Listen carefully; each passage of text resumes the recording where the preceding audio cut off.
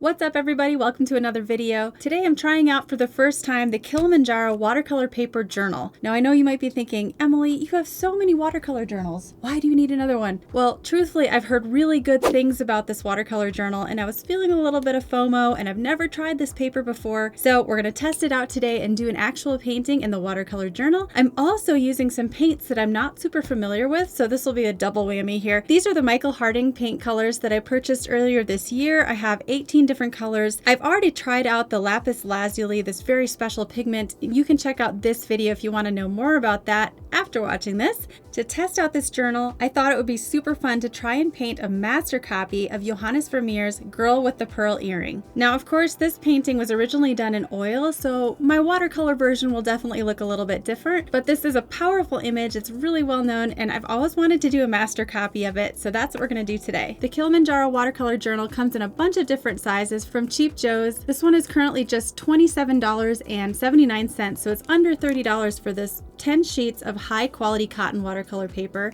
If you've been watching my channel for a while, you know that I only use cotton watercolor paper. It's just the best. So we're gonna test this out. So I'm really curious to see how this performs. I'm also gonna be testing some masking fluid on it and tape, just kind of running it through all the rigors of my usual watercolor techniques to see how it holds up. You can see the journal comes shrink wrapped in plastic.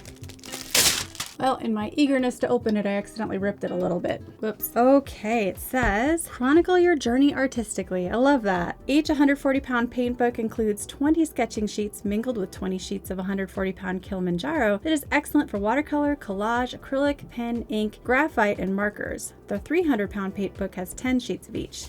Ooh, what did I buy? Oh, I'm just now pleasantly realizing that I bought the 300-pound paper. Wow, this is awesome. Normally I use 140-pound cold press paper, and this is so much thicker. I love it. And I didn't even realize that the Kilimanjaro journal has a sketch page inside. You know what? This will come in handy because so much of the success of your painting depends on how much you plan ahead of time. So using this to do thumbnail sketches and to just test out your composition ahead of time will be a huge game changer, especially if you decide to take this with you plein air painting or painting on location. Wow, so cool. Look at how thick that paper is. It's been a while since I indulged in the luxury of using 300-pound paper. So the nice thing about paper that's this thick is that it's not going to warp and buckle. It's going to stay flat while you work.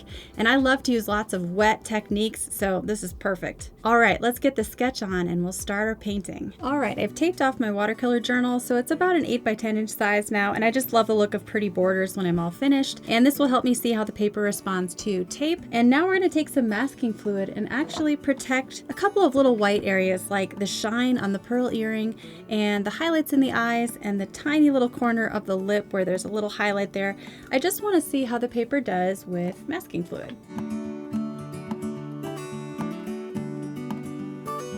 So on my palette, I have all Michael Harding paints. This is neutral tint, Perylene Green, burnt sienna, earth of Cyprus, yellow Benzimidazalone, Hansa yellow medium, Quinacridone Gold, brilliant orange, Scarlet Lake, Magenta, Belladonna, Imperial Purple, Ultramarine Violet, Lapis Lazuli, Prussian Blue, Cobalt Blue, Viridian, and Cobalt Teal. So I think I have a really great range of warm and cool primaries as well as some great mixers, and the purples were just some fun ones to play with. Curious to see how this paper does with wet on wet. So on Cheap Joe's Art Stuff website, the Kilimanjaro paint book currently has 84 5-star reviews, so people are loving this journal. The paper is made of natural white 100% cotton rag, sized internally and externally with plant-based synthetic sizing. So if using paper that is vegan is important to you, this is a great option. The paper is tough enough to handle lifting, scraping, and scrubbing, which for such an affordable watercolor journal, that's pretty amazing. It's really rare to find 300-pound paper that is this affordable at this size and that actually can handle masking fluid and tape. The 300-pound paper by Stonehenge, for example, does not handle masking fluid very well. So I was very impressed with this Kilimanjaro paper because I didn't have any issues with the paper for scraping off when I used the masking fluid, or multiple washes of wet on wet. It handled it really well. For this master copy of the girl with the pearl earring, I did start with the turban. Right off the bat, of course, I used my Lapis Lazuli for the blue tones in her scarf. I also used the Lapis Lazuli for an underpainting on the turban connected with her skin tone, which looks a little strange at first, but in the original painting, I definitely noticed some cool tones in the highlights within her skin. When you put down an initial wash of this Quinacridone Gold on her cloak, it's so bright, but you can use your purples to neutralize that. So once I added a layer of Belladonna over the top, that really helped create those shadows. I re-wet the face and add some skin tones using a combination of Scarlet Lake and Brilliant Orange and a little bit of my Magenta, and some of that Quinacridone Gold again for the yellow tones in her skin. Carefully working around my masking fluid, I dry that first layer and then do some Lapis Lazuli in her headband again. The headband is very obviously 3 values, so I enjoyed painting those in separate sections, just glazing one layer over the other. For my darkest darks, the neutral tint was a wonderful, powerful dark. I didn't notice any overly purple tones in it, so I really loved it for my black tones, and also as a darkener for the shadow tones in the skin, along the neck, and on the headband. The skin tones here are incredibly subtle. I really struggled and had to do a lot of softening and just gentle brush work to get the soft effects of the skin. I have so much more respect for an artist when I have the chance to study their work up close and do a master copy. It really helps me see all the beautiful nuances included in that original painting. And of course, this painting is so striking even without looking closely, but when you have a chance to really study all those little details, it makes you appreciate that art so much more.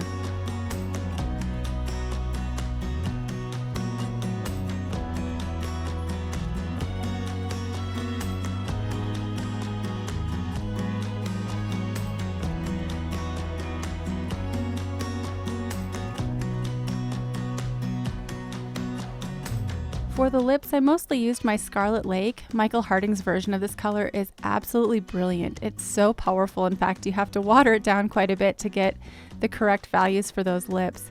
But my favorite part was here at the end, where I just took creamy, thick, neutral tint paint and painted in the whole background in one go. I then did some touch-ups, removed the tape, and enjoyed the final result. So there's my final painting, my master copy of the girl with the pearl earring. What fun. This one took me a while. I spent a lot of time on it, and I'm really glad I did. You know, whenever you're studying a master copy like this, you want to do your absolute best. But the paper's amazing. I can definitely see myself using this journal for lots of different things. Obviously, when you have thicker paper, it just can handle tons and tons of washes, which is so perfect. So I loved the Kilimanjaro journal. I'm so glad I tried it. I can definitely 100% recommend. And the Michael Harding paints were absolutely fabulous. I'll leave a list of all the colors I used in this project, but I definitely dipped into my Lapis Lazuli a lot for that blue headband, and a little bit of my Ultramarine Violet really helped make it a slightly more purple tint. And I loved the Quinacridone Gold. I used almost all the colors on the palette for this painting, which I probably didn't need to, but I wanted to. So, and my neutral tint was absolutely wonderful for the background. Are there any other watercolor journals you'd like me to review? Leave me a comment. Let me know what your favorite watercolor journal is. I'm always looking for new products to try. It's fun for me. Thanks for watching. Check out this next video all about the She's In watercolor journal, and I'll see you over there.